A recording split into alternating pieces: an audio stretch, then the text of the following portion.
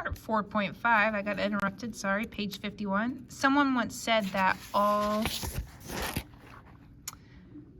writers should read into their weakness. And I was weak in poetry, but nothing could blunt my happiness. Fate, it seemed, had brought me down to the Key West. Fate brought the storm, and I felt fated to write. I still didn't have anything significant to write about, so I just smoked another joint and recorded observations and reflections, just like Sal Paradise. And like Sal, I missed my Dean Moriarty. I wondered what had happened to Tim Scanlon, so I called his home in Plantation, Florida, and his mom answered. "Is Tim there?" I asked. "You aren't Jack, are you?" she asked harshly. I told her I was Dave, his other friend. "Hey," he said when he came to the phone, "what's going down?" "What happened, man?" I asked. "I waited forever at the motel." There was a silence. I thought I could hear his mother's close a door. Finally, he replied, "It was awesome. I had to sample the crop. It was like pure THC and sent me into a total genetic high. I couldn't tell where I was. Finally, I walked around the campus in a trance until security picked me up and called my folks.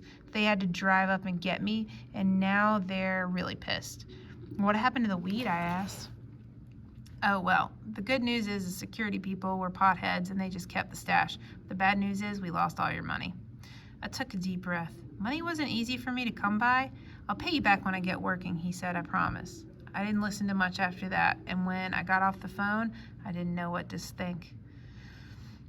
I retreated to Sloppy Joe's bar where Hemingway drank and played cards with his mob friends who would then go out in his yacht and try to spot and sink Nazi U-boats with hand grenades. I sat at the bar and read A Movable Feast and cried with a kind of jealous disappointment because the beautiful time in history had passed me by, and the contrast between the lush enchantment of Europe and my welfare motel life was suddenly very sad indeed. But I dried my eyes, and after a few beers and a couple of joints around back, I imagined the great books I might write.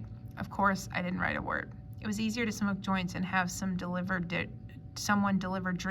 than it was for me to deliver sentences.